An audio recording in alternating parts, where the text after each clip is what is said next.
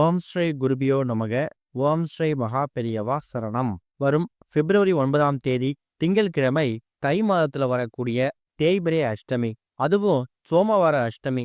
இப்ப நாம சொல்லக்கூடிய இந்த 2 பொருட்களை உங்க வீட்டோட நிலைவாசல் நீங்க வைக்கிறது மூலயமா, அதுவும் இந்த இலை மீது வைக்கிறது மூலயமா சகல விதமான செல்வங்களும் சகல சௌபாக்கியங்களும் உங்க குடும்பத்துக்கு வந்து சேரும். அது என்ன வழிபாட்டு முறைன்னு பார்க்கறதுக்கு முன்னாடி நம்மளோட வீடியோஸை இப்போதான் நீங்கள் ஃபர்ஸ்ட் டைம் பார்க்குறீங்கன்னா மறக்காமல் சப்ஸ்கிரைப் பண்ணிக்கோங்க. தொடர்ந்து இது மாதிரி அப்டேட் தெரிஞ்சுக்கிறதுக்கு பக்கத்தில் நோட்டிஃபிகேஷன் பெல்லை கிளிக் பண்ணி ஆல் அப்படிங்கிற செலக்ட் பண்ணிக்கோங்க. இப்போ தேய்பிரை அஷ்டமி அன்னைக்கு என்ன பொருட்கள் நிவாசில் வைத்து என்ன மாதிரி வழிபாடு செய்ய போகிறோம் அப்படிங்கிற பற்றி தெளிவாக தெரிஞ்சுக்கலாம். ஒரு மாதத்தில் பைரவருக்கு நமக்கு 2 விதமான அஷ்டமிகள் வரும், அதாவது வழிபாடு செய்யறதுக்கு. தேய்பிரை அஷ்டமியை விட வளபிரை அஷ்டமிக்கு நிறைய பேர் முக்கியத்துவம் கொடுக்கறது இல்லை. நம்ம கிட்ட இருக்கக்கூடிய வளங்கள், செல்வங்கள், பொருளாதாரம், பேரு புகழ் இது எல்லாமே வளர்ந்துக்கிட்டே போகணும் அப்படின்னு நினைக்கிறவங்க தான் வளபிரை அஷ்டமியில பைரவர் வணங்குவாங்க. கடன் பிரச்சனை தேயணும், கஷ்டங்கள் தேய்ந்து போகணும், எல்லா விதமான இன்னல்களும் கரைந்து போகணும் அப்படின்னு நினைக்கிறவங்க தேய்பிரை அஷ்டமியில பைரவர் வழிபாடு செய்யலாம். பைரவர் வழிபடுறதுக்கு இன்னொரு முக்கியமான விஷயமும் இருக்கு.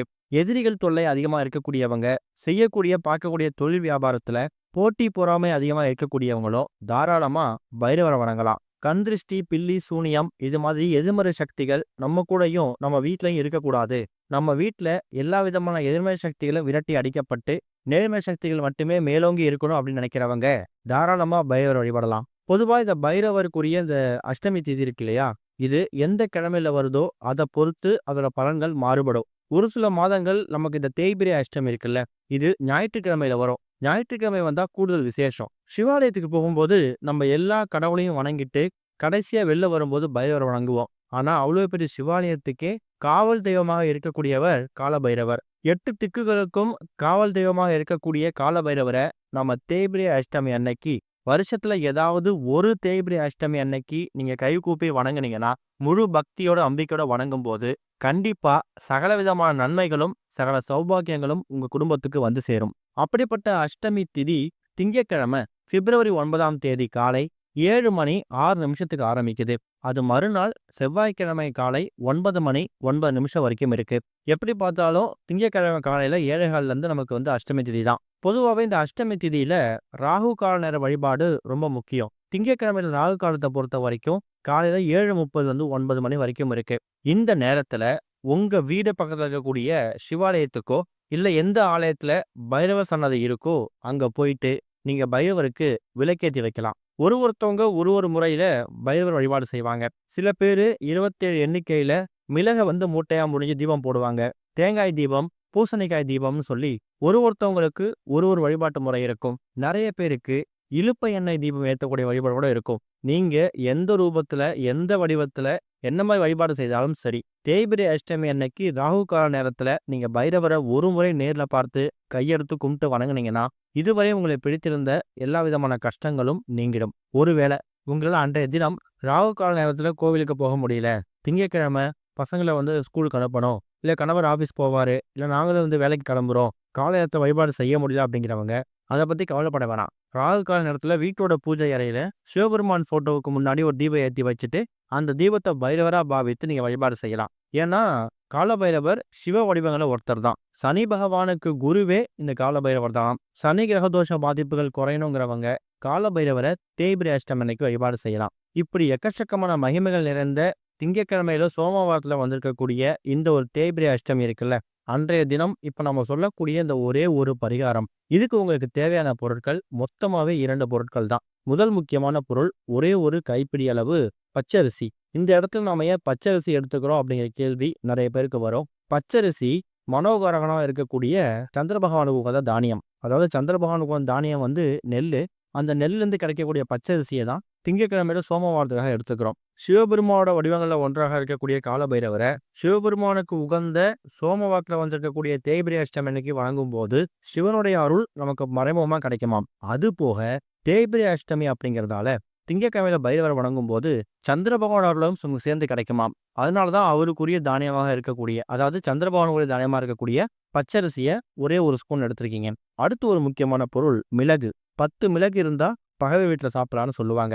காலபைரவர் வழிபாடு, வாராகியம்மன் வழிபாடு, இவங்க வழிபாட்டுல இந்த மிளகுக்கு அதிக முக்கியத்துவம் இருக்கும். காரணம் என்ன தெரியுமா?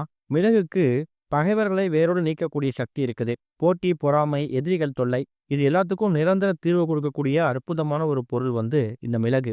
அதனாலதான் பைரவர் வழிபாட்டிலையும் வாராகியம்மன் வழிபாட்டிலையும் மிளகை பயன்படுத்துறோம். மிளகு எத்தனை பயன்படுத்தலாம்? 8 மிளகு எடுத்துக்கணும். ஏன்னா பைரவருக்கு உகந்த எண் 8. அஷ்டனா 8. திதிகள்ல அமாவாசைக்கு பிறகும் பௌர்ணமிக்கு பிறகும் 8வது திதியாக வரக்கூடியது அஷ்டமி திதி. 8 திக்குகள், அதாவது அஷ்ட திக்குகளுக்கும் காவல்தரமாக இருக்கக்கூடியவர் பைரவர்.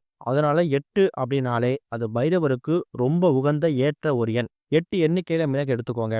அடுத்ததா செம்பருத்தி இலை. இதுதான் ரொம்ப முக்கியம். எந்த செம்பருத்தி இலையா இருந்தாலும் பரவாயில்ல. ஒரே ஒரு செம்பருத்தி இலை இல்ல 2 எடுத்துக்கோங்க. காலபைரவருக்கு சமர்ப்பிக்கக்கூடிய மலர்கள்ல இந்த செவ்வரளி மலர், சிவப்பு நிற மலர்கள் ரொம்ப விசேஷம். பைரவர் வழிபாட்டுக்கு நீங்க ராகு கால நேரத்துல தேய்பிறை அஷ்டமி அன்னைக்கு போறீங்கன்னா சிவப்பு நிற மலர் என்ன இருக்கோ அதை உங்க கையால எடுத்துட்டு போயிட்டு அங்க போய் சமர்ப்பிக்கலாம். செவ்வரளி மலர் தான் வாங்கிட்டு போகணும் கட்டாயம் கிடையாது. உங்க வீட்டுல பூக்கக்கூடிய செம்பருத்தி மலர் இருக்கு இல்லையா, அதையே பைரவர் மனசார ஏத்துப்பாரு. இன்னொரு பக்கம் இந்த செம்பருத்தி இலைக்கு எதிர்மறை ஆற்றலை உறிஞ்சக்கூடிய சக்தி இருக்கு. இந்த 2 பொருட்களையும் நிலைவாசல வைக்க போறீங்க. ஒரு வீட்டோட நிலைவாசல் அப்படிங்கிறது உயிர் நாடி.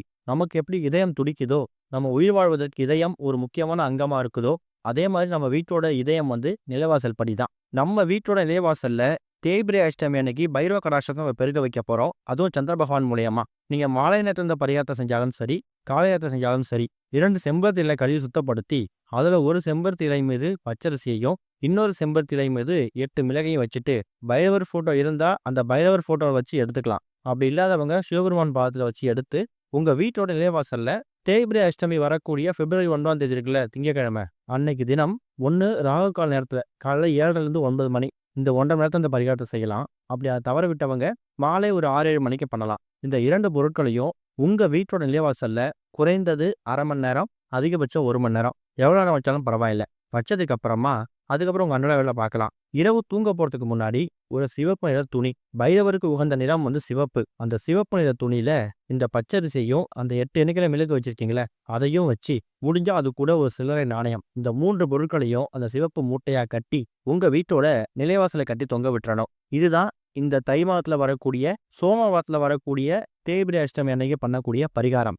பச்சரிசி அப்படிங்கிறது திங்கட்கிழமை சிவபெருமானுக்கும் சந்திர பகவானுக்கும் உகந்த தானியம். அது கூட பைரவருக்கு ரொம்ப உகந்த கடன் பிரச்சனையை, எதிரிகள் தொல்லையை தீர்க்கக்கூடிய அந்த 8 மிளகை சேர்க்கும் போது அது ஒரு அதிசயம் வாய்ந்த பொருளா மாறிடும். இந்த 2 பொருட்கள் கூட லட்சுமி கடாட்சம் நிறைஞ்சிருக்கக்கூடிய அந்த சில்லறை நாணயத்தை போடும்போது பணவரவு அதிகமாகும். இதுல வைத்திருக்கக்கூடிய பொருட்கள் அவ்வளவு சீக்கிரம் கெட்டு போகாது. 3 மாதத்துக்கு ஒரு முறை இல்ல 5 மாதத்துக்கு ஒரு முறை மட்டும் ஏதாவது ஒரு தேய்பிறை அஷ்டமி அன்னைக்கு அந்த பழைய பொருட்களை எடுத்து பிரிச்சு பார்த்து தலைய விட்டுட்டு புதிய பொருட்களை இதே மாதிரி அந்த சிவப்பு நிற மூட்டையில வச்சுட்டு எடுத்த இடத்துல கட்டி தொங்க விட்டுருங்க. இதோட ஆரம்பமா இந்த மாதம் வந்திருக்கக்கூடிய பிப்ரவரி 9 வந்திருக்கக்கூடிய தேய்பிறை அஷ்டமி அன்னைக்கு முயற்சி பண்ணுங்க. கண்டிப்பா நல்ல முன்னேற்றம் கிடைக்கும். ஓம் ஸ்ரீ குருபியோ நமக. ஓம் ஸ்ரீ மகா பெரியவா சரணம்.